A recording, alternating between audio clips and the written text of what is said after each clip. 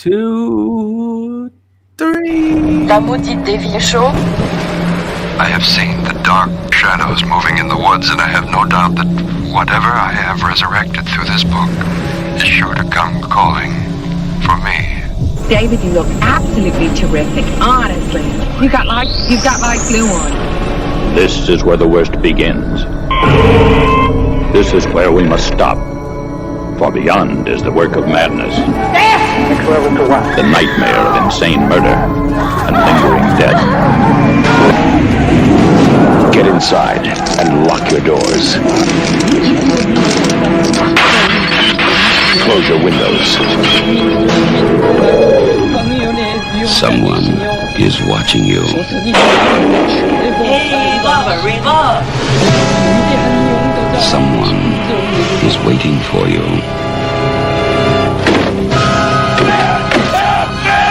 Someone wants to scare you to death. This is Albert from the Tuesday Show. You're listening to the goddamn Dave Hill Show, now on a flipping Monday.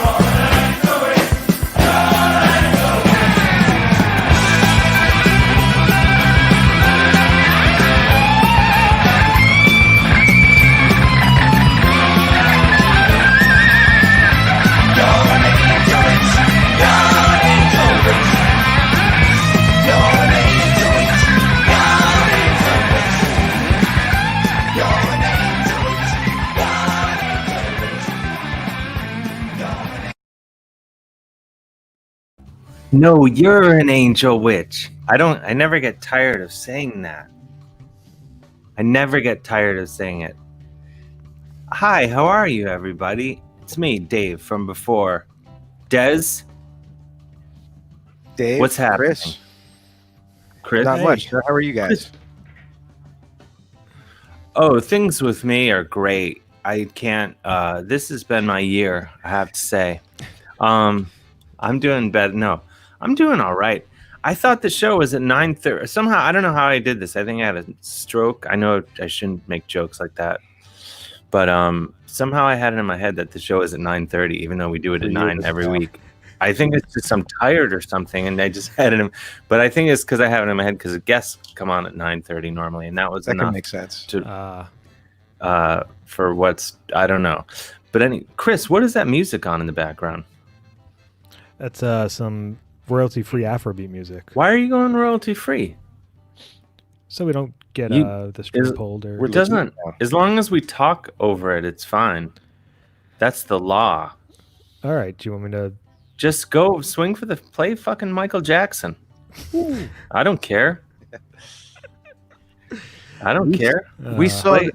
I the saw Bee Gees, the Eagles. Just swing for the fences. Speaking of Michael Jackson, I saw this 4K rendering of his Smooth Criminal video. I don't know if you want to check it out. It's weird because that's the one where he's in the white suit and dancing in the underground club and everything. Mm-hmm. They gave it the 4K treatment, and now it looks like a soap opera, just like horrible, low grade quality video. And then we watched the original, and it had all kinds of cinematic magic. So you got to pay attention to what's going on out there. Isn't there something like you have to reset your TV if you have that, like, because I had that. I got a fancy new television for $200.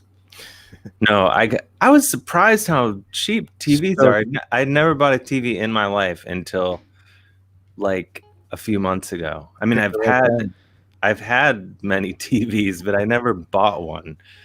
I don't know how I had TVs in the past, but somehow you do a lot of ads for Toshiba, so it makes sense. I do all those Toshiba ads, but yeah, I got a TV and I was like, oh, everything looks like crap on it, and then you have to go in and hit some setting. It makes everything look like your cousin shot it. Daytime TV. Oh yeah, the soap opera shit. I hate that. Oh, I hated it. It enrages me. You'll watch like a Mission Impossible movie, and it looks like they're in the room. Yeah, it's so weird. I hate that. I wonder if there's anyone out there that prefers that. See what's there. Excuse me, real quick. I have. I'm going to tell you exactly what's happening. My landlord's asking me if I'm renewing my lease. Oh, no. I'm waiting for this text for forever because I'm worried that she's kicking me out because of my rock look. She's got that winter season lined up. Oh. It's going to be a hard sell. What is your apartment? Oh, because of the stank. The stank and the the pandemic. Everyone's fleeing Manhattan right now. Yeah. Yeah, I'm hearing this. Everyone's talking about, and there's that someone wrote like some blog post or whatever how New York is dead and it will never recover. And that's a little ridiculous. I call bullshit on that because if New York's not going to recover, then London is screwed. Tokyo is probably screwed. Every major hub, every city with a downtown business center is screwed. Mm-hmm. I mean, I say this as a guy who doesn't really know what he's talking about, but I looked at the photo of the guy who wrote the blog post, and based on his hair alone, I would argue that he doesn't know what he's talking about. Do you know the blog post that I'm talking about? London is far more spread out. This is true, but I still think so. Mm-hmm. So I don't know, Chris. Do you think New York is screwed? You're a lifelong New Yorker. No, I think it's going to bounce back. I mean, it always does. People said that after 9/11, and yeah, and that was there was a few weird weeks. There's a few. Basically, I'm an optimist. No, but I mean, what if New York's not going to bounce back? Then the planet is screwed, basically. Yeah. And if New York I was talking. I did the Bennington show on Sirius the other day, Oh, nice. and Ron Bennington was saying that he thinks it's going to take. He said not in his lifetime. For it to come back? He said it'll take 30 years to come back. That's Maybe what he predicted. maybe 20. This whole generation of people has to cycle out, and then all these new kids that are like 5 years old right now need to move into the city and make it exciting when they didn't know any better. And so I can see what he's saying. Mm-hmm. I would be psyched if New York got knocked back 20 years. That would be the perfect time, probably about 2000, before there was like a bank on every corner. Those are good times. Could be trending closer to the early 80s more than anything from what I hear. You think it's going to go back to the early 80s? I'm out. No. As someone who just rewatched The King of Comedy, the Scorsese movie, where you see a very gritty 1982 New York City, I think we should go back to that. Yeah. I only want to. I mean, I don't really leave my neighborhood, so it's fine. I don't really care. No, I care. I want it to be still safe, but maybe not. As Jamie on air says, no more brunch places. Maybe less brunches. No free refills on mimosas. That'd be great. You know? The number, let's give the number out. The number is 347-474-0260. That's 374. No, it's 347. I think I have a head injury. 347-474-0260. That's 347-474-0260. Please call in. We want 7,000 calls. And the topic is, will New York or the planet come back? And I put a tip jar up again this week.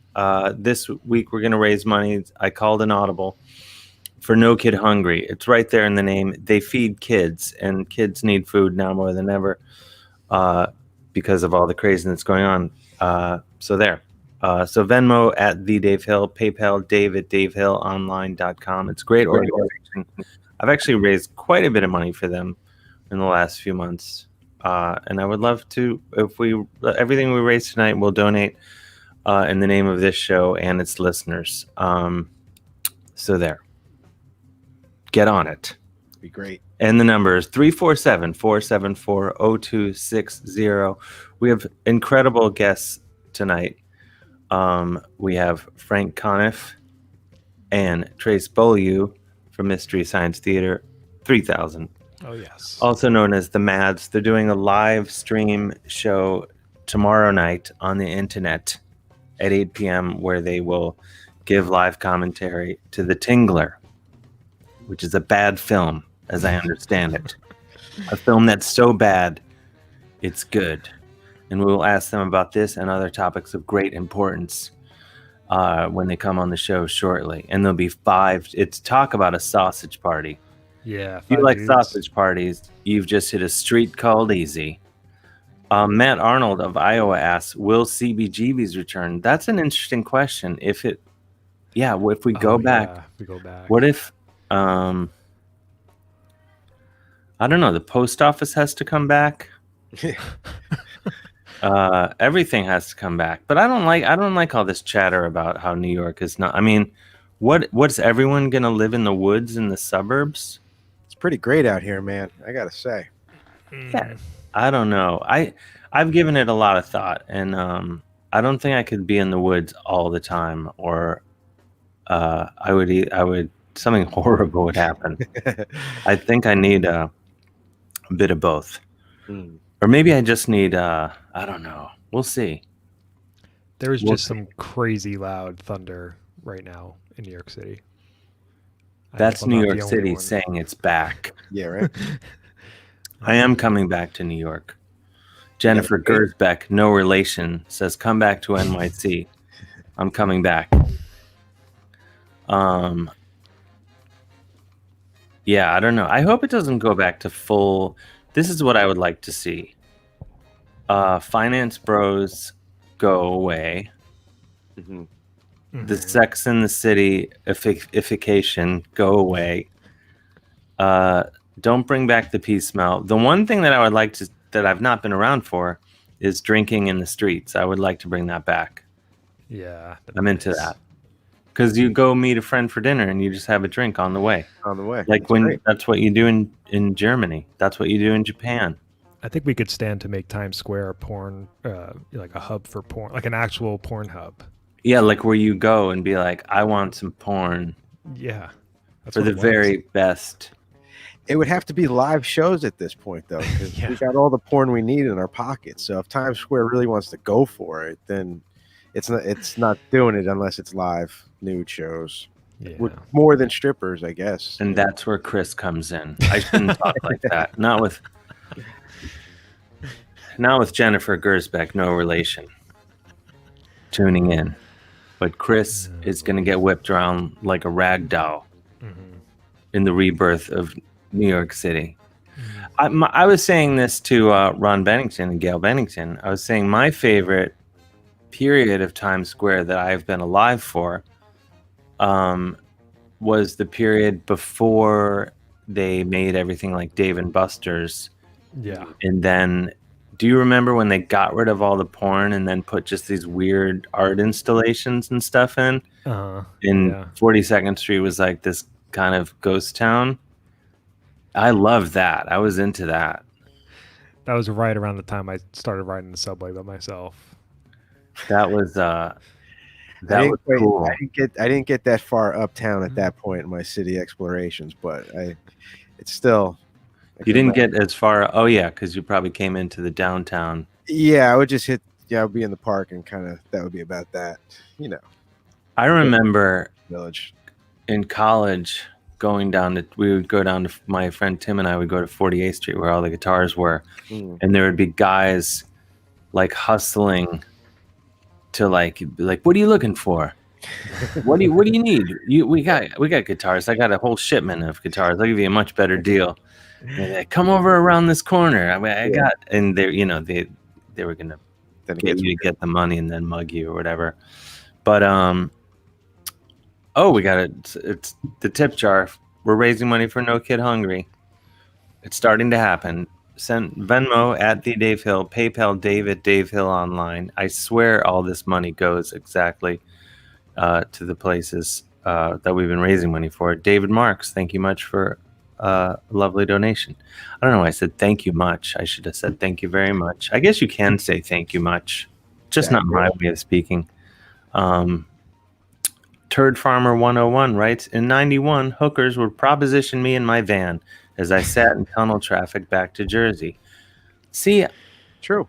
I mean, it breaks up the ride, you know?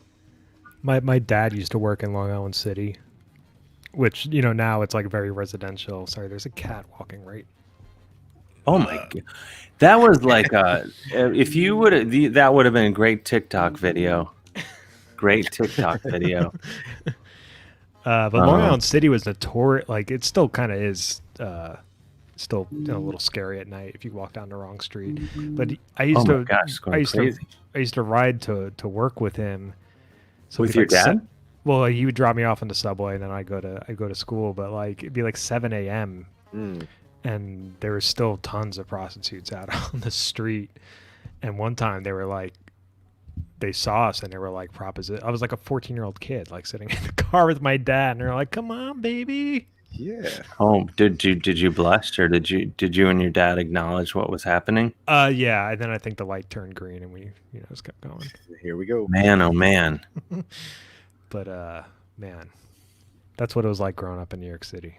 Yeah, it's good stuff. Yeah, want a date? That's what they would ask. Want a date? Yeah. I would love a date. I want to share my sexy Danzig, like a watercolor, I think, that was sent to me. I feel bad. I can't remember the artist's name, but Kevin McComb made this possible. So I'm going to get this framed. That's awesome. for my new house in New Jersey. No, just kidding. Not moving to New Jersey. Let me tell you what. Don't knock it, man. No, nothing against New Jersey. Sounds like it. I just don't know if I were hypothetically to move to New Jersey, where would I move? There's any number of places a cosmopolitan fellow such as yourself could comfortably settle in here in Jersey and still have access to everything you need for your New York Hoboken? City still popping into the city. not even Hoboken.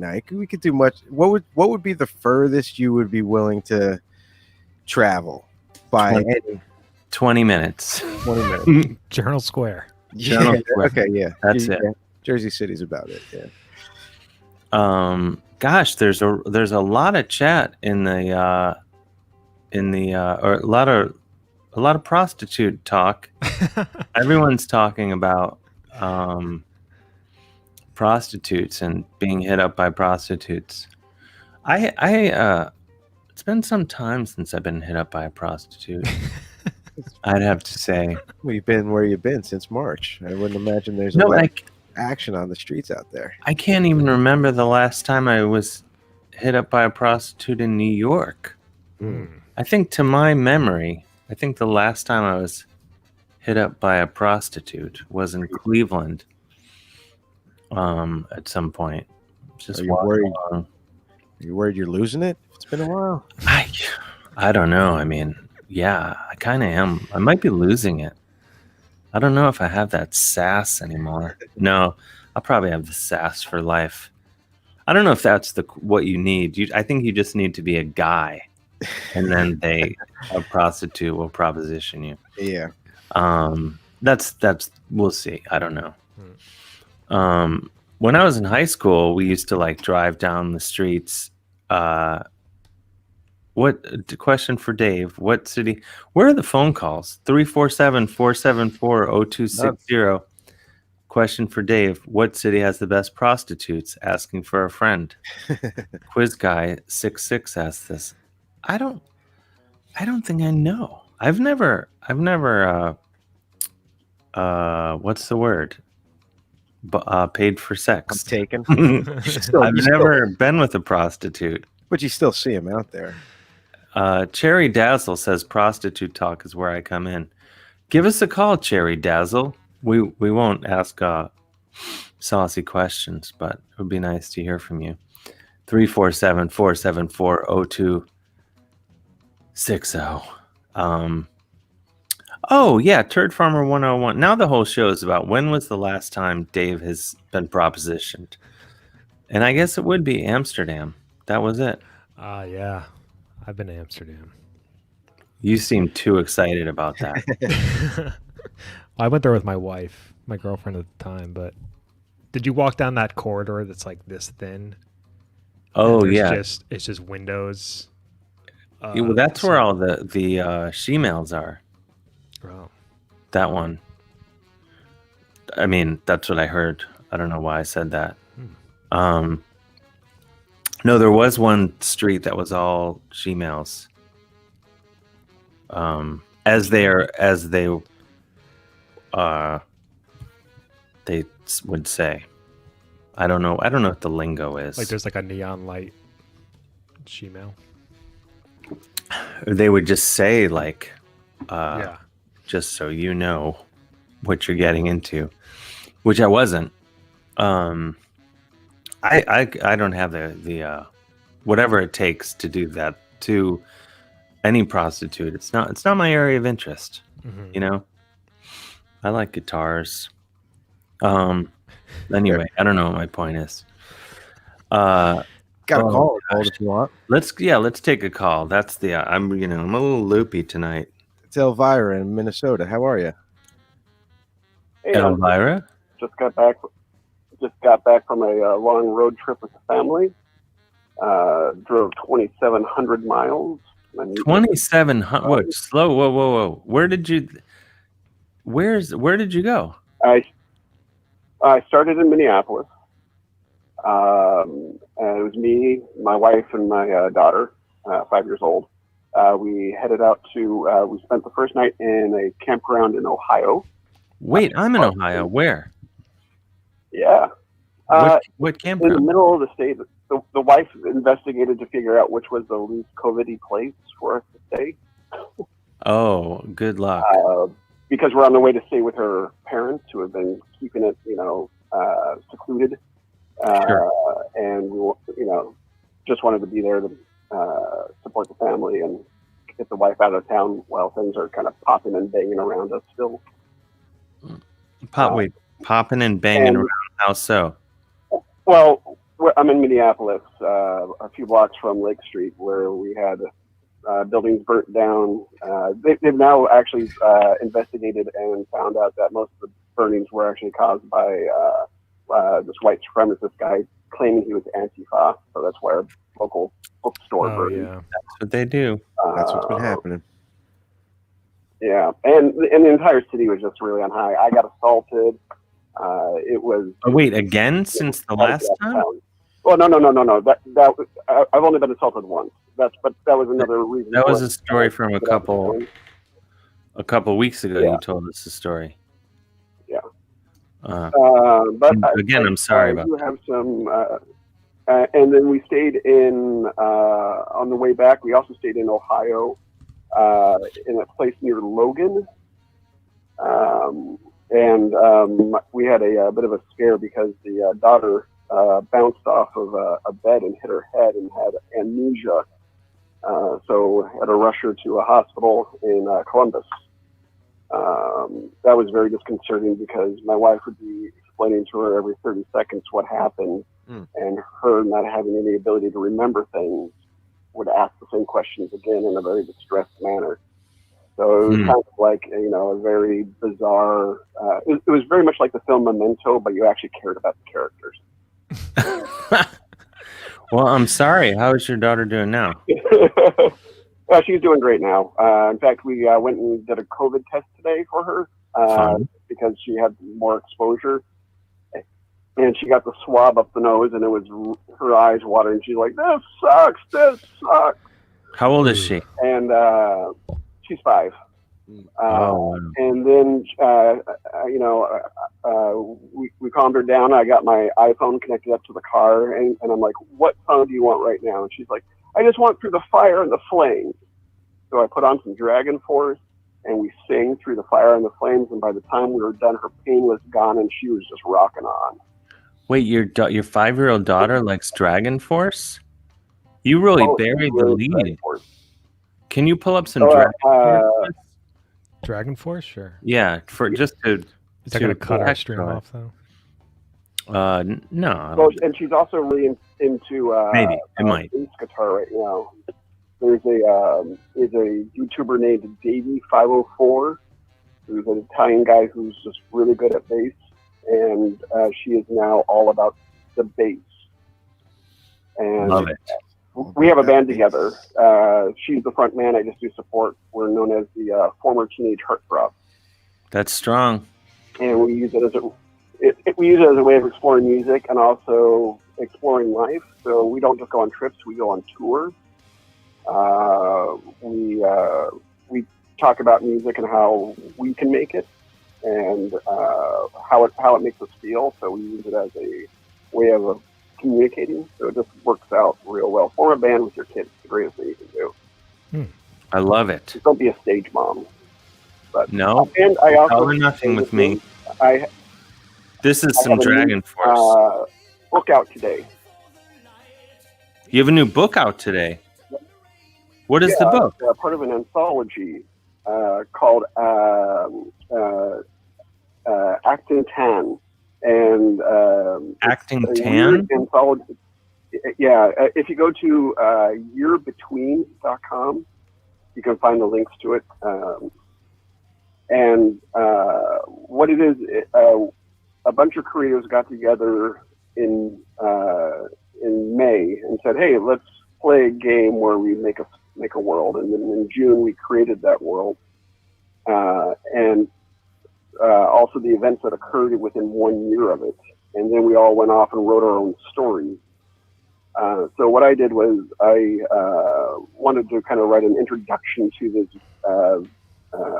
this village that exists in the ribcage of a giant fallen leviathan. and there's giant ants, there's gnomes, elves, orcs, hallucinogenic trees, and so something for it sounds like it has something for everybody. Yeah, well, and it's got a lot of giant ants and erotica in it. It's technically an erotica book. Well, so I could have used that information earlier. Oh yeah, well, burying the lead, that's my thing. So I did was I took Lake Wobegon Days by Garrison Keillor, and instead of and I made the opening chapter, instead of being about the sleepy village in Minnesota, I wrote it as Garrus, son of Keillor, who was introducing the village that lives within this giant rib cage. I like it. Obsessed with barbecue and death. So, but I'm really excited about it. And the nice thing is, it's just one of those kind of quick produced, quick to release. And I actually have help. I'm not the only person doing it. So it's been a fantastic experience. Well, excellent. Where can people get it? Oh, you. What's that? If you go to yearbetween.com, there's links there for a variety of formats. You can get yearbetween.com. Excellent. Well, we're getting ready to bring our guests on momentarily, so we're going to grab another quick call. The time. Thank you, Elvira. I love you guys. Keep up the good work. Thank you. You too. Thanks, Elvira. Good night, man. All right. Good night. Good night. Should we grab one more quick call and we should have I see Frank in the on deck circle. Nice. We're waiting on Trace. Do we have another call here? Not yet. No, not at all. I thought you had one. No, that's the one limitations we have. Oh, here we go. Hold on. Oh, you can only take one call at a time on Skype. Once somebody's on the air. Technology. Limitations. But what do we have to throw at this thing? Like $3 and we could get more than one call at a time? We'll brainstorm. Let's spend the extra money. We'll figure it out. Caller, you there? I'm here. Oh, here you go. Hello. Who's calling? Hi, it's Madam Luke. It's Kim out in California. Oh, Madam Luke in the Bay Area. Hey. Yeah, we kind of cheat by calling us the Bay Area, I think. Why? Santa Cruz. It's a different bay. I'm from Cleveland. It's close enough. It's still a bay. Exactly. What's happening? Well, I'm calling to share something that I've been dying to share with someone who would appreciate it for the last hour and a half. And it's not on topic, but okay. I was listening to the traffic report on the radio while I was in my car, and there was a truck and a trailer rollover, which is not the funny part yet. But the trailer was loaded with, are you ready? Crushed cars. With crushed cars? Like to the junkyard? With crushed cars, yes. Wow. Like cubed crushed cars. Oh. Rolled over on the freeway with these crushed cars everywhere, which made me so happy to picture. I got a little giddy over it. Wait, why were you so happy? Because it was the cube?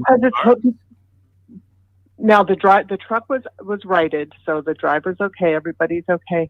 Because it seemed to me like a New Yorker cartoon, like caption this kind of thing, but in real life.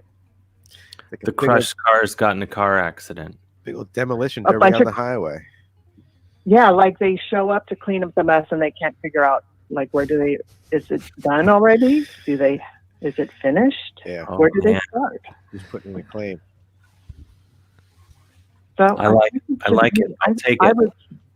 I was giddy over this, imagining this scenario. You West Coasters. Yeah, that's us. Maybe it's the heat. We're having a heat wave, so maybe I'm just. That's the rumor. Are you? Did anything catch on fire yet? I hope not. Yeah, we had a big lightning storm here the other night, and it did start a few fires, and they're trying to put them out right now. So. And I do not find that funny. So I don't know why I'm laughing at that.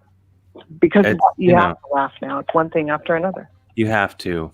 You have to. So Turd Farmer 101 says, I spotted Madam Luke one day at the Santa Cruz post office one day. Just reading it verbatim. They got scared and tongue-tied. They wanted to say hello. They actually spelled it scared. He's told me before that he's seen me around Santa Cruz, and I don't know who he is. That's creepy, is my point. It's a little weird because he has told me a couple times in these chats that he spotted me around town. I have no idea who he is, and I think it's a little creepy. It's a little creepy. Good for pointing out, Dave. Yeah. We have our guests. We're going to bring our guests on, Madam Luke. But thank you. Please do. Please do for that humorous anecdote. What? I'm being sincere. I'll take my mockery off. I'm not mocking anyone. As we have established, my brain is working even worse than normal tonight, and that's why it took me a second to understand. But now that I processed it, I find it very humorous. So there. Okay, good. That's all I wanted. All right. I'll listen to the rest of the show. Bye, guys. All right. Good night. Thanks, Madam Luke. Very quickly, I want to thank Virginia Craighead for a lovely donation to No Kid Hungry, and Kaya King, and Luis Nieves, and Brendan O'Dwyer, all very lovely donations. Once again, the virtual tip jar tonight is for No Kid Hungry, a great organization that feeds kids, as it says in the name.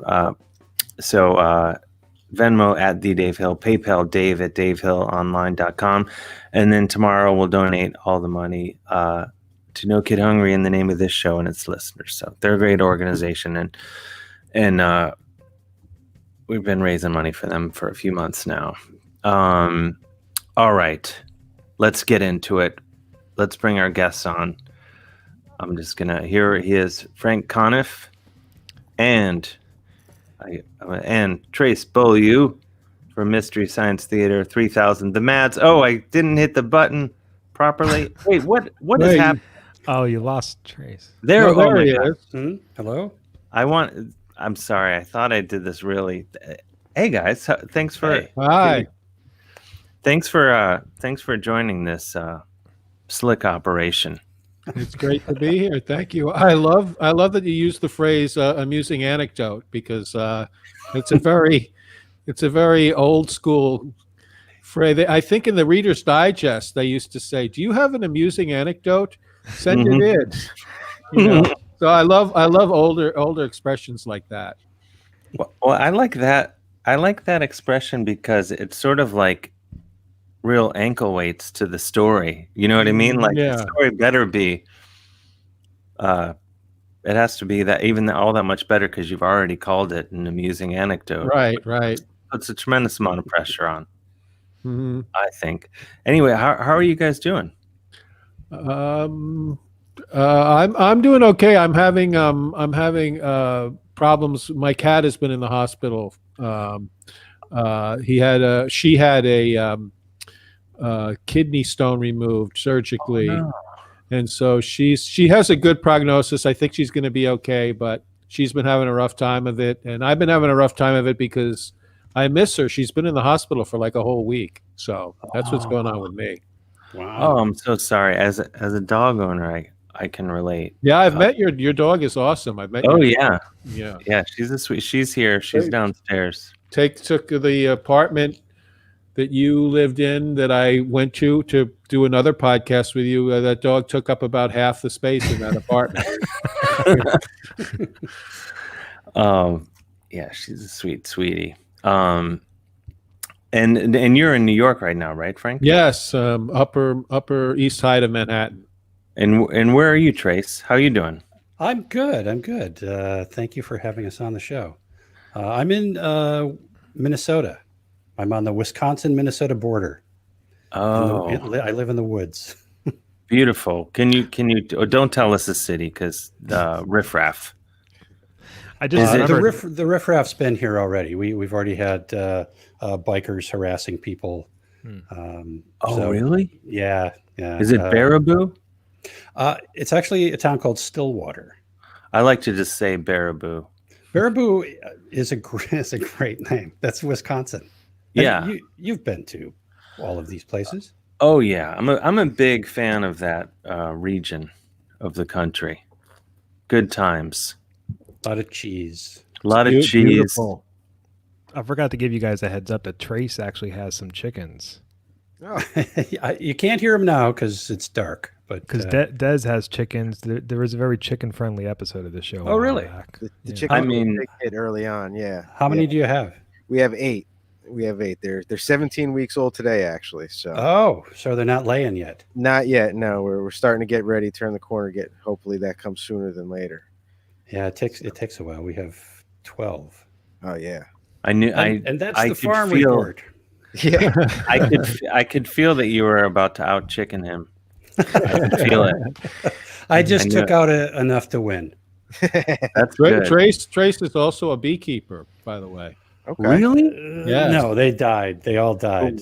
I bought a big box of bees, and climate change and my own ineptness. I killed them. Is it now? I'm sorry about that, by the way. But Sorry that I'm inept, or sorry that it caused. no, sorry about the death of the bees. But when you buy a what's the word? A bunch of many bees. What a hive? You can buy a Nook, which is a smaller box of bees. You can get them in the mail, which is kind of cool.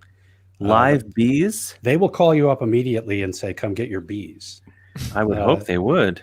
I've heard pigeons in the back room. You know, you go to get your PO box, you open it up, and it's open to the other side. There's all manner of weird things you can order by mail. And so you got mail order bees? I got mail order bees. Yeah. But is it the sort of thing like goldfish where there's an anticipation that they might be dead several hours after coming into your possession? Not only anticipation, but sort of an enthusiasm. Yeah, I mean, you get like 50,000 bees in a box, and oh my gosh, averages you're going to lose a few, you know, and they don't live that long, so it's really a terrible pet. Well, yeah, don't get attached. Yeah. You got honey off of them though, didn't you? Yes, I made them give me honey. I got it off. Like I went to the mob and I said, "You got to help me with these bees." And give me honey. Yeah, we did. We got like 4 gallons of honey out of our dead beehives. So it's like after they died. Well, yeah, because they weren't going to come back, and we just took the honey for ourselves. So we don't have to actually do bees again for another couple of years, because that's a lot of honey. Set. That's a lot of honey. Yeah, I like honey, but it's a lot. That's a good. You're good for a while. Well, I'm sorry about the bees, and Frank, I hope your cat is. Oh, thank you. I think she's coming home tomorrow. Is good. The hopeful word that I hear. And speaking of, and this is where my segue skills come in. You guys tomorrow, as I mentioned earlier, the Mads are doing live commentary. The Mads are back. You're going to do the Tingler tomorrow night. That's right. The Vincent Price epic. Now, not to tell everyone how the sausage is made, but you've seen the movie before? Oh yes, we've seen it about 30 times, maybe. Yeah, right now. Yeah, we've done it that many times live on the road. So we kind of feel it's time to give back. Mm-hmm. We've been doing the Mads now for 5 years live, and so it's time we've stepped into the future. As you all are. Everyone's now online. We're all online. We're all digital. It's bizarre. I hope it's over soon. I mean, yeah. I know that's not a hot take on the situation. I'm not. Yeah, I agree. I know it's a very controversial thing you just said, but I hope it ends soon as well. I'm handling it okay, I guess, but I'm not. It's a very dark, depressing thing, and I'm not one of those people who's making the best of it. I don't think. I think I'm just kind of wallowing in the sadness of it a lot of the time. Me too. I think it's hard. Like I think I did have the first 2 months of it. It was like a much needed vacation. And then however long it's been since, I guess at least 3.5 months now, I've been like, oh boy. Yeah. I'm not enjoying this. Hard. Not enjoying the pandemic any longer. No, no. Are you in New York, by the way? No, I came out to a small town in Ohio in March for what I thought was going to be a few weeks, maybe 4 weeks at the longest, and then we got out here. And I think if we were back in New York, I did announce earlier in the show, my landlord texted me, and I am signing a new lease. Oh, so good. I'm returning. I will be back very soon to sign the lease.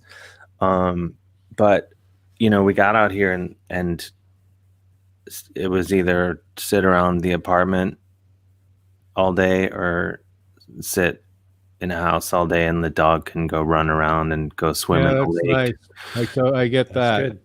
So, but I it is weird. I packed 2 pairs of pants and a couple t-shirts. all you needed, really. That's the one thing I've learned from this is how little I have. So much crap. I mean, you haven't seen all my apartment, but I think what you've seen, you probably could gather that I have a lot of crap. Very, very, a lot of stuff in that apartment. Absolutely. Yeah. So now I'm learning, I don't really need that much stuff because I've been living with almost nothing for months now. And it hasn't really affected me that much. But anyway, so yeah, no more pandemic. Hopefully we'll get rid of this sooner than later.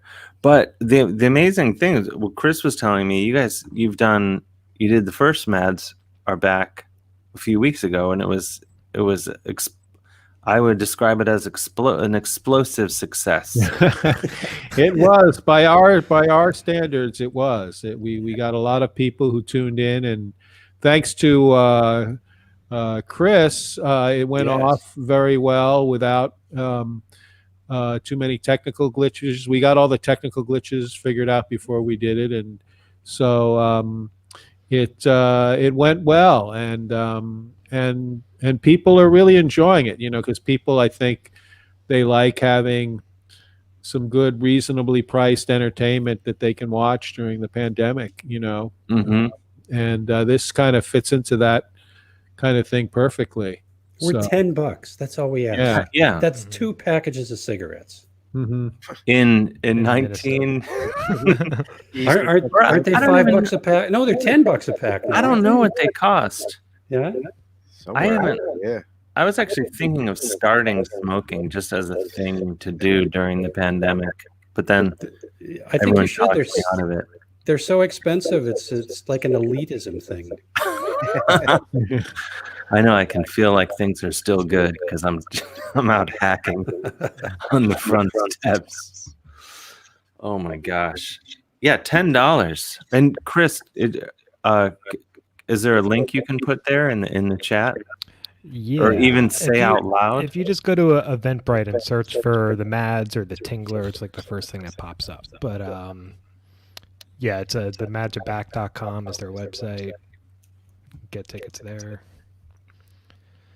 You're not really. We know you as a hype machine. It's a very soft sell. I'm a little thrown off today. I literally came from another live stream to this live stream. Seconds to spare. So but we've been on for 50 minutes now. You'd think that you would be that's a very 2020 kind of thing, to be overwhelmed by the amount of live streams you've been doing and not having time for anything else. Yeah. It's like weird. You hop on one phone call to the next. It's like you don't get it. Yeah. My Zoom record is 6 hours straight. Oh wow! Oh man! I almost it was a lot. But I find that I dread the zooms and things like that. Not this, but zooming in particular. Mm-hmm. But then I do it, and I was like, oh, I feel a little more normal now that I've interacted in some bizarre. Yeah. As much as I'm like, I got a fucking Zoom coming up, and then you do it, and you're like, oh, I feel a little better than I felt pre-Zoom. Well, it's weird in the pandemic. It's weird to have something going on, something, an appointment to do something, because it's a lot of it is just one day blending into the next, and you're having no idea what time or what day it is. Yeah, it's weird. I've never. I know, like, you're supposed to live in the moment and one day at a time and all that. Mm-hmm. And I've just started doing that now. Only, but not in the positive way. Just in, if I think any past the immediate moment, I start freaking out. So yeah, like, living in the moment is hard when the moment sucks. Yeah, it's tricky, but there's good moments. Like tomorrow, see, like King of the Segways tomorrow night. You guys doing live commentary to the Tingler. What year is the Tingler from? 1959? Oh, I thought 59. it was 1960. Oh, 59. Okay, yeah. It's right at the dawn of the 60s. Mm-hmm. But it's a very it's actually compared to a lot of films we've done, it's a very well made movie, and the cast is great. Vincent Price is great.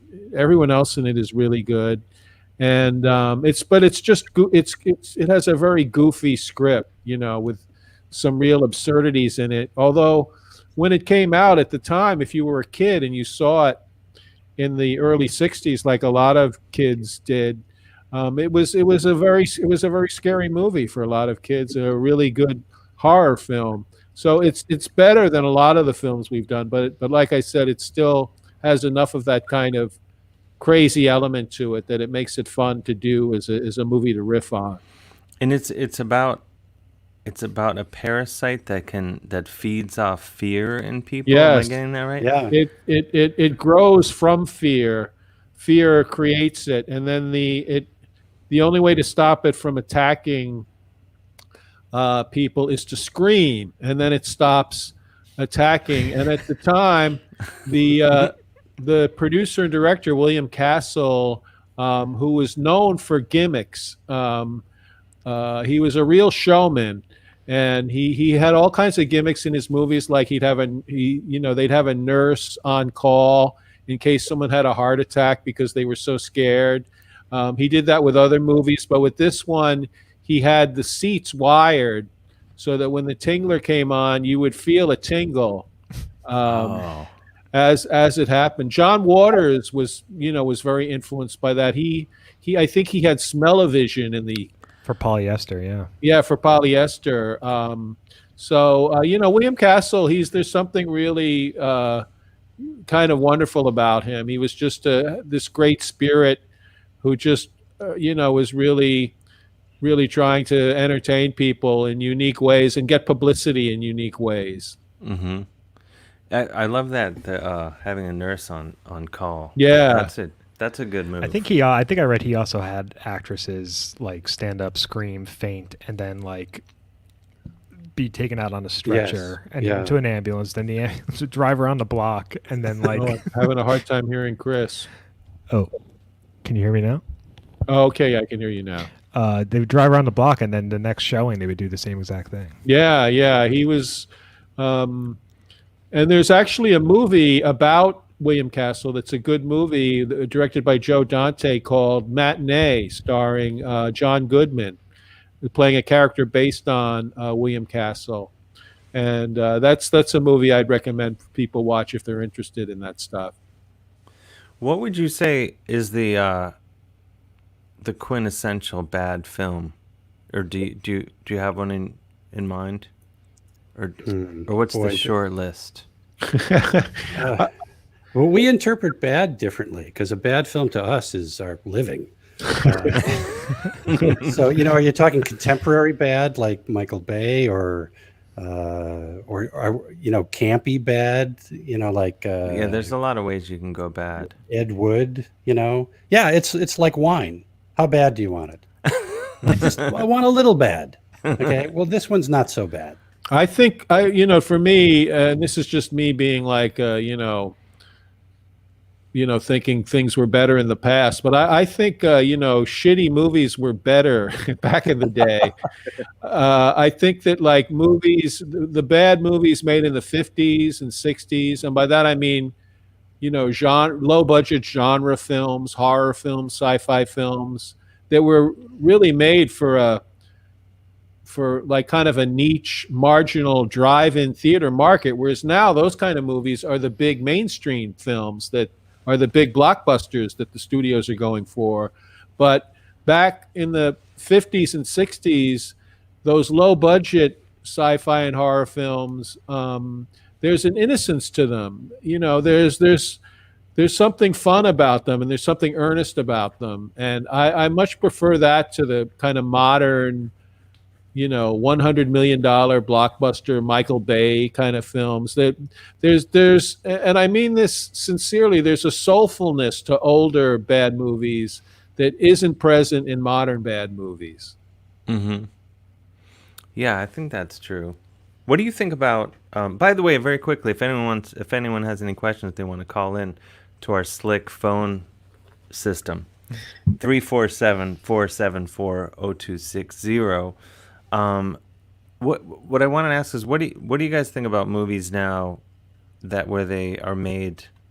There's an effort where they try to make like a cult film. Oh, that's I'm not on board. Not with into that. And I don't like riffing them the way we do. I think the sincerity and the earnestness in the old films that I was just talking about is a very important element in making them appropriate to do commentary on and to add jokes to. Whereas when the movie, something like Sharknado or something like that, where they're already in on the joke, and it's kind of built into it that this is campy and this is fun and this is schlocky, that's not nearly as enjoyable to me, and I'm not into any of that stuff. Yeah, I agree. So this is Wade Snook is reading my mind, because the one exception, though it wouldn't be good for commentary. It might be. Have you seen The Greasy Strangler?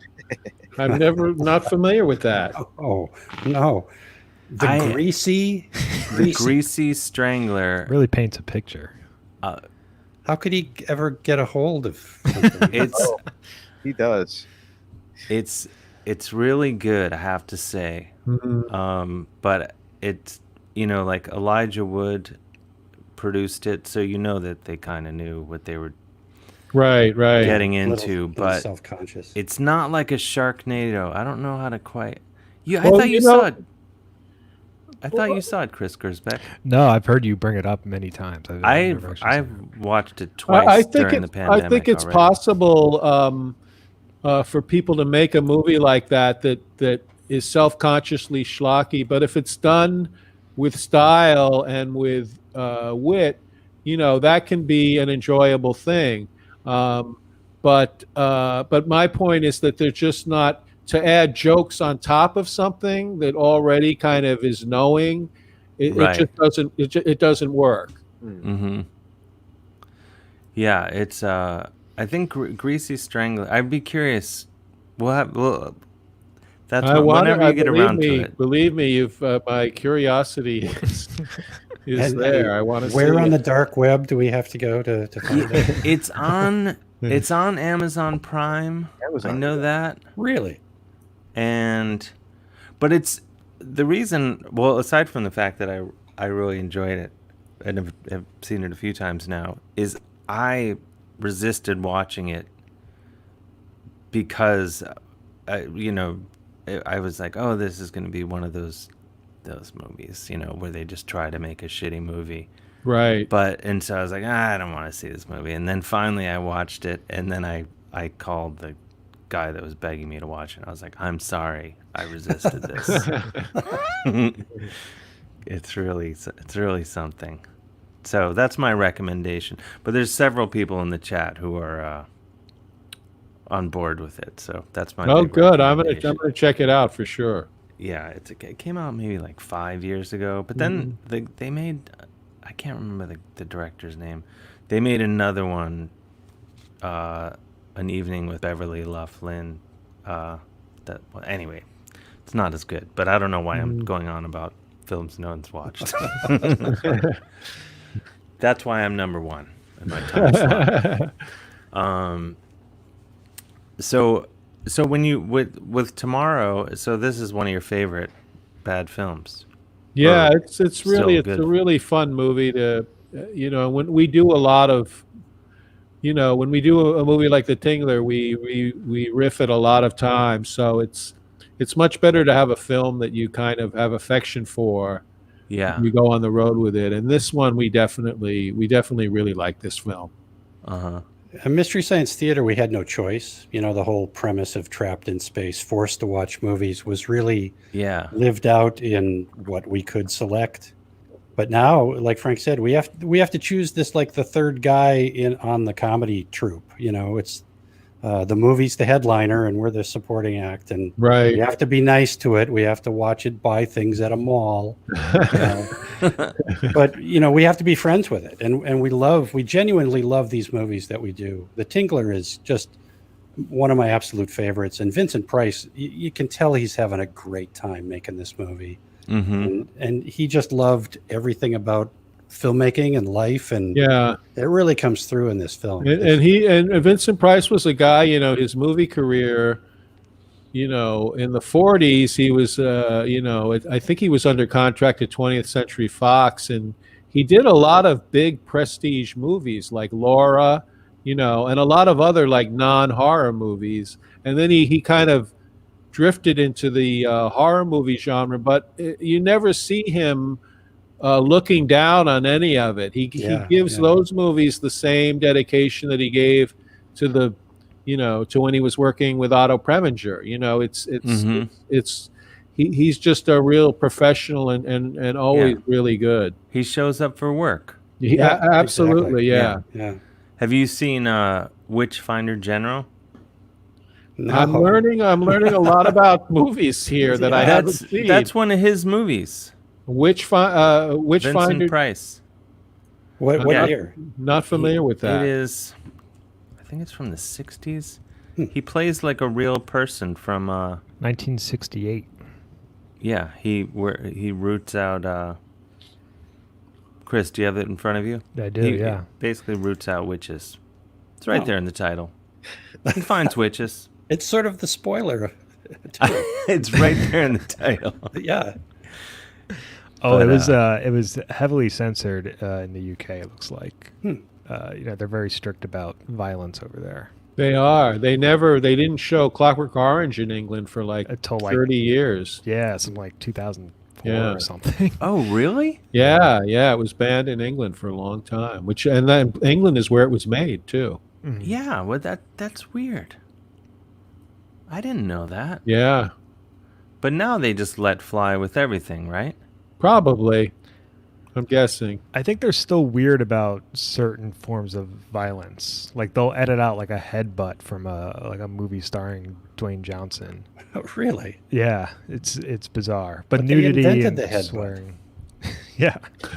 Soccer hooligans. I know that's because the headbutt. Some of them just try that right in line for popcorn or whatever. I don't know. Isn't it called the Glasgow Kiss? Oh, that's the Glasgow Smile, right? Where they cut your. I thought the headbutt was. Maybe. Let's see. Now that's probably two different things. Either way, I'm avoiding Glasgow. Say that right here. I was afraid of, because of these things that we're talking about. You can see there's photos of people that have it. They cut your face. Yeah, up like the cheeks. Joker. Yeah, like the Joker. Yeah. And everything I'd heard about Glasgow, I was same thing. I was like, I don't want to go there. It just made it to be like terrible things would happen to you. I'm sure it's a lovely place. It's one of my favorite cities in the world, honestly. It's a little overcast, but other than that, it's part of its charm, I'm sure. Yeah, I like a little. For someone that doesn't tan well, I support it. So tomorrow, though we're doing these online, like Chris told me there was roughly 7 million people at the last. No, but a ton. By our modest standards, we did well. Exactly. But I mean, but is there? Knowing that you could just do this from your apartment, will you ever go on the road again? Absolutely. I mean, I miss it, and I'd rather do it on the road. But I think that if this pandemic ends, as you very bravely said earlier, that you hope it ends at some I'm not point. afraid to say I hope it ends. Yes. I think what we'll end up doing is probably a combination of both. We'll probably end up doing both, I think, is keep doing the online shows and then hopefully get back to doing them live. Yeah, it helps to have done these live because now we have no feedback. And, dead air, and you go, oh, geez, just fill time. And if we can get back on the road and test out new films, then we know that they'll work without getting the laugh back. But that's the most annoying thing that I find. If we can find a way to get the audience audio back to us, is that even possible, Chris? Not without it being a disaster. Okay, good. Let's not do that. Then it's a terrible idea. I don't know. As soon as someone's dog starts barking, Yeah. And I guess we're going to have to go on the road. Yeah. Although, doing it online, I have to say I've been very emboldened knowing that there's not going to be any laughs anyway, to just do all of my dated obscure references, You guys, you're also a little, impunity. I feel like the live streams, you guys are being a little more hard PG-13 as opposed to like PG. The triple X that we do although when we're live, we're pretty well. I won't speak for Trace. I can be pretty filthy live, occasionally. Yeah. But I have a Catholic priest in the room with me while I'm performing, just so I have some feedback, and I have to be sensitive to him. Right. Fucker. That's sort of like you could have different things every night. Tonight, Trace will have a Catholic priest. Just have a camera on him. He sits quietly. Yeah, that is. Well, the Nowhere Comedy Club, someone, Matt Arnold in the comments is saying, they have it somehow where you can hear people, but not in a way that's like too loud. I don't know. Yeah, I did one stand-up virtual online show, and I don't think there was a big audience, which made it seem very familiar to me, to my live show. But I did. It was for QED and in Queens, and I was able to hear Cambry Cruz laugh, who she's the person who runs QED, and just hearing her laugh was very helpful. Just that one person laughing, it helped me a lot doing stand-up, believe me. Yeah, it's a nice. It helps with the pacing, but then you also get like someone will be like, I think I didn't get it either. I think what he meant was, are you going in the kitchen? Yeah. There'd be a lot of that. I'm sure. Did you hear any of that during your show, Dave? Me? Nowhere? I did hear one, because at the end I played guitar, and I used this looping pedal, and then there was a couple people having a back and forth talking about the pedal. But and so finally I had to be like, you're right, I am using a pedal that loops. Like I said, just so they would stop debating over what was happening, because I could hear it. But that was really the only thing. But it was nice they were taking an interest in the pedal. Yeah, absolutely. That's what I want from an audience. Yeah. Thank you for taking an interest.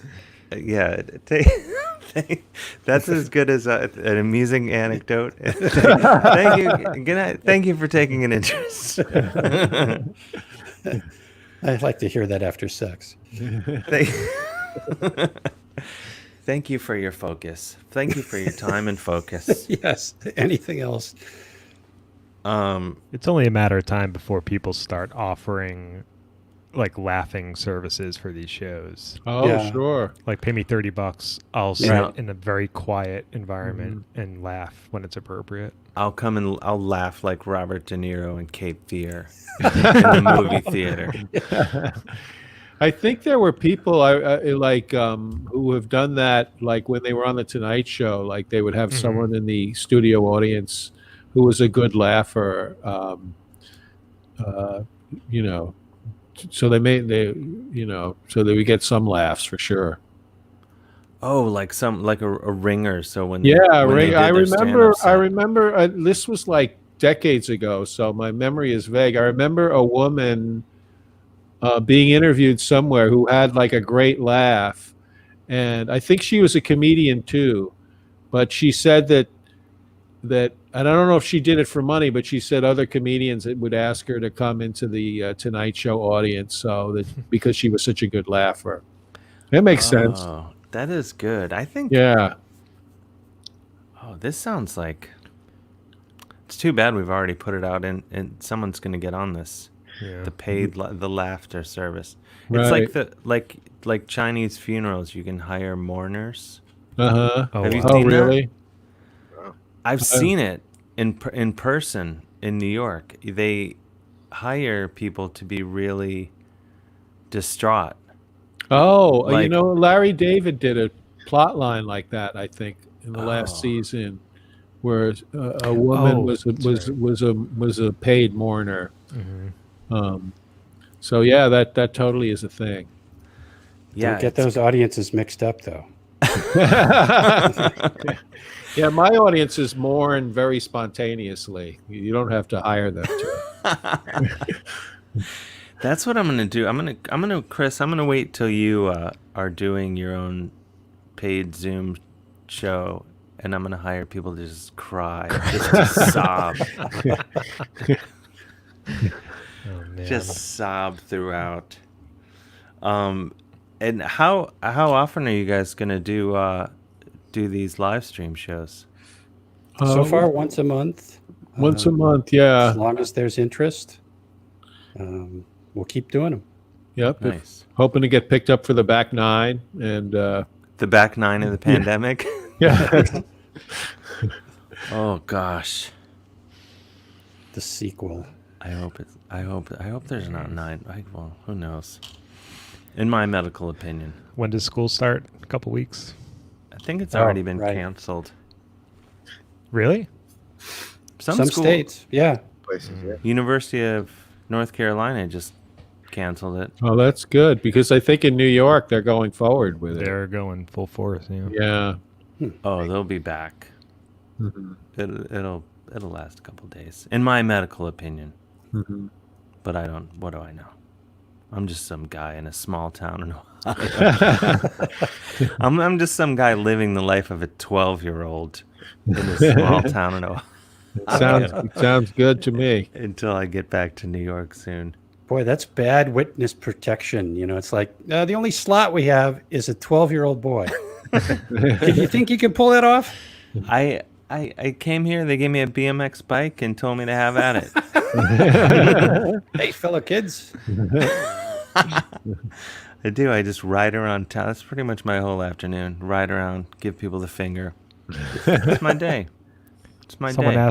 Someone asked in the chat for you guys, Frank and Trace. Do you find that earnestness in other sorts of film, like YouTube video series or anything like that? Oh, I don't know. That's like a whole other category. I mean, and YouTube series, I'm so not familiar with. I don't really follow that kind of thing too closely. When I was doing the John Fugelsang's Sirius XM radio show, I filled in for him, and he would always announce like celebrity birthdays. And so I was like, well, I'm going to do that too. And so I would go to a site that said celebrity birthday, whose birthday is it today? And most of them were always YouTube stars that I had never heard of. I had no idea who they were, and it was their birthday. So I don't really keep up with all that YouTube stuff. I also feel like if you're making fun of someone's private YouTube page, it's a little, it's punching it's down. a little dickish. The only series on YouTube I watch is the Primitive Technology, where the guy in shorts in the woods makes a swimming pool or underground house. I don't know if you've seen those, but no, I want they're in. insane. Primitive Technology. Just look that up. It's a rabbit hole you will enjoy. So it's like it's sort of survivalist type stuff, or it doesn't appear that they need this stuff. Like, who needs a pool underground? Like, they dig this with like a piece of wood and a rock. It's so it's top to bottom primitive. Yeah. The guy's got a stick and he's digging a hole, but yeah, he's like a mammoth swimming pool that this guy builds, or an irrigation system, or a hut. It's fascinating. That might come in handy if like if someone from the mob is about to kill you and they make you dig your own grave. Like you can make your life longer that way by just using a stick. Just embellish it. Oh yeah. Too. The grave didn't need a pool, but I put a pool on. Wait, a pool? I mean, I guess I'll go watch it. What? It's primitive what? Primitive Technology. There's Primitive a few Technology. of them in that genre. So is the pool lined or is it just muddy water? No, he makes his own cement. He carries like sand and things from a creek, and he makes his own cement because he makes his own ash, and but there's a guy filming him. I mean, it's awesome. The cinematography is beautiful, but it's like, Jesus Christ, get a shitty camera and give the guy a shovel or a saw. Yeah. The filming should match it should be equal. It should be like written on a Super. something on wood. And in the same way that I've never heard of YouTube stars, he's never heard of hardware stores. Yes, exactly. Someone's got to tell him. Yeah. Yeah. Just gently go, the stick is cool. But look at this.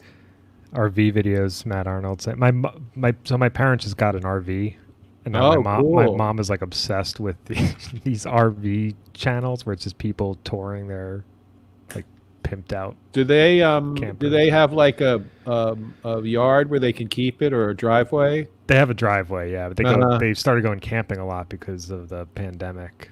So they're using it a lot now. It's a way to do it. Yeah. I'm kind of obsessed with RVs. I've never owned one. I've barely ever been in them, but I'm fascinated by them. And I keep telling Trace one of these days I'm going to buy like a tiny house that has wheels on it, and I'm going to put it on his property. Oh, yeah. Bad idea. There is a great RV video on YouTube. Ernest Borgnine takes you on a tour of his land yacht, his giant camper bus, but it's Ernest Borgnine. Sounds great. It's Ernest Borgnine. I mean, you put that ingredient in. RV. Half the work is Borgnine. I just searched Ernest Borgnine RV, and there's a ton of videos that pop up. That's amazing. It's a whole genre of Ernest Borgnine. We don't know. We know that he was in the Navy, Mikhail's Navy, but we don't know about his land work. Now you know all my day is consumed with Ernest Borgnine videos and primitive technology. Perfect day. Those RVs are expensive, though. I was looking. They're not like, what are those? What are the ones, the sort of the romanticized ones? The Airstreams are considered cool and retro, and cool people tend to get Airstream trailers. Yeah, I was looking. A friend mentioned those, so I was like, I'm gonna see what's going on with those, because he mentioned he bought a 1969 Airstream. So I was like, oh, what's that, like $40? Mhm. It's like $1 million. Yeah, I don't know, yeah. but it was a lot of. They're all expensive. Yeah. You have to have Ernest Borgnine money to get into that. Yeah, you got to get that that Borgnine cash going. Once you got that Borgnine, but Ernest he didn't live in RV, did he? No, I just traveled around. He and his wife, and you can Tova, right? It's a tour. Yeah, Tova Borgnine. Mhm. You know Ernest Borgnine's I wife's do. name? His wife Tova was like had some kind of line of products, didn't she, Trace? Something like that. She had her own Yeah. fortune. So Yeah. it wasn't just McHale's Navy cash. Uh, Oh, That's how they could afford that RV. that's how you do it. he tried to run over Ethel Merman with an RV once, and that was the end of their marriage. We Did you got a know fact. that he was married to Ethel Merman at one point? No way. Absolutely. Yeah, someone referenced this Game of Depth. He got divorced because he Dutch I've Ed his. I think that's a type predictive text thing or something. Dutch oven? Dutch. Well, that I don't know anything. Oh, about. Dutch ovened. He Dutch ovened about- his wife. Well, I mean, I think in any marriage, it's gonna happen. I was I've Googling never Ernest. been married, but I can only assume. But a Borgnine Dutch oven, that is like the top of the Dutch oven heat temperatures. Yeah, that's a Borgnine. You that search is, Ernest Borgnine Ethel Merman, the next thing that comes up is Dutch oven. Really? No. Wow. Wow, that I didn't know. I guess there would be no way to have this posed to me, but if someone, I just never thought I would hear the phrase Borgnine Dutch oven in my Me lifetime. neither. Having it been possible to think about it and think that you would never, but yeah, I never.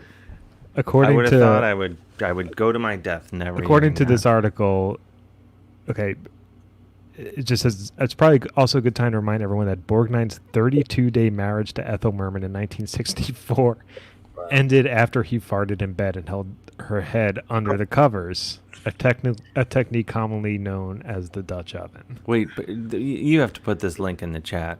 You can't just say these And things. also, like, why do we know about this? Was he on Merv Griffin? And Merv said, "Ooh, Ernest, how come you and Ethel broke up?" Well, one time I farted and I stuck her head under the covers, and she didn't like that. You will smell. You will be great. It wouldn't surprise me if he did, though, because he was sometime in the last years of his life, he was on like The View or something, and he said on the air that they're like, "What is your secret to long life?" And he said, "I masturbate a lot." He did And it say was that. I remember that. So I mean, Yeah. that's a guy that might bring up a Dutch oven. Yeah. in pretty much any company. Yeah, there was. You know what? He was very comfortable in his own skin. He no secrets with Ernest Borgnine. That's all of his closest friends. That's what they. And then he just traveled the earth in the RV like Kane and Kung Fu, meeting people, Dutch ovening occasionally. Game of Death just said, "I want to open a restaurant called Borgnine's Dutch Oven." It's actually a really. I would, in the spirit of my excitement about the other side of this pandemic. I will. Who will match me? I'll put $5,000 towards that. I think Borgnine's Dutch Oven restaurant is very appropriate for the pandemic because it's a place where people will only eat outside for sure.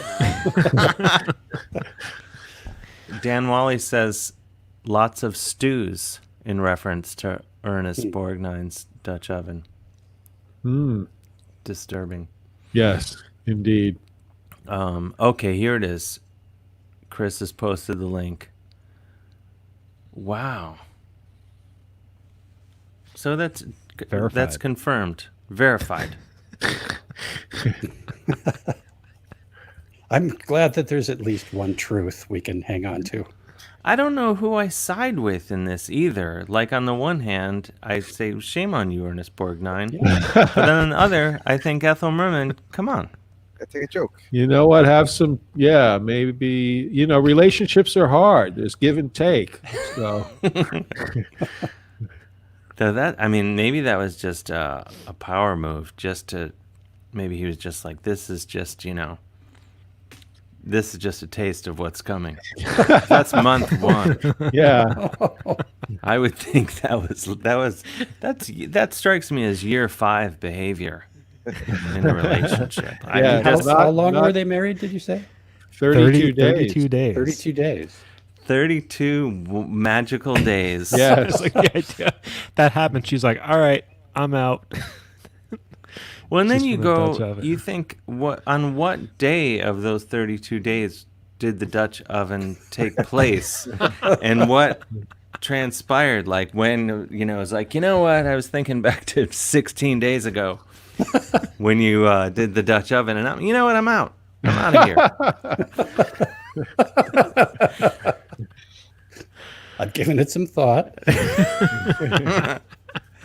Like, yeah, how do you mark it? Is it marriage over when they say it's over or when it's legally over? So, I don't know. These are with both of them gone. Yeah. We may be left to wonder. Mm-hmm. Oh, man. Well, this is Borgnine's Dutch oven. Honestly, never, ever. I'm going to go ahead and do it. I'd like to get everyone's sizes, and I'm going to get softball jerseys made up for our team, Borgnine's Dutch oven. Oh, gosh. I'm sorry, guys. You deserve better than... Hey, we're the ones who brought them up. And it's true. I mean, it's true. According to the internet, and the internet never lies. This is also true. We have just a couple minutes left, so let's remind everyone, not that you need our help, but tomorrow night, the Mads are back doing commentary on The Tingler. Go to Eventbrite. Actually, we're doing Ernest Borgnine in the Dirty Dozen. No, it's still The Tingler. Still The Tingler. Bonus content. I put the link in the chat there this time. The link is there in the chat. It's official. And it's 8 o'clock tomorrow night. It's $10. That's Eastern time, right? Yeah, yes, Eastern time. Come early if you want. And Chris, they should probably, if you don't have Zoom, you should probably download that app, right? Yeah. Well, we haven't announced that yet, but yeah, we. I think we have to switch formats based on something that happened earlier. So right. But yeah, we'll have all that info available to ticket buyers well before the show. And someone's offering to print up the Borgnine's Dutch oven shirts already. I don't know if that's a joke. I choose to believe that's not a joke. So you can have them available in an hour. Sincere. Go to the Dave Hill merchandise store for your Borgnine Dutch oven T-shirts. And I want to thank a few more people quickly. I want to thank Justin Smith, Ron Bailey, and Jamie Matzo for your generous donations to No Kid Hungry. If anyone wants to send money to the tip jar, we'll donate all the money to No Kid Hungry tomorrow in the name of this show and its listeners. And we've collected a nice amount tonight, and it'll feed kids. So awesome. I know Chris is against that. And he's fought me on it. But I stand by it. I think it's a good thing to do, and I'm glad we did it. I didn't say I was against it. I just wanted to verify that it was a legitimate organization. It's not what I heard. Not for it. Also, but any kids who watched us tonight don't have an appetite anyway. So. See, yeah, it works both ways. It works both ways.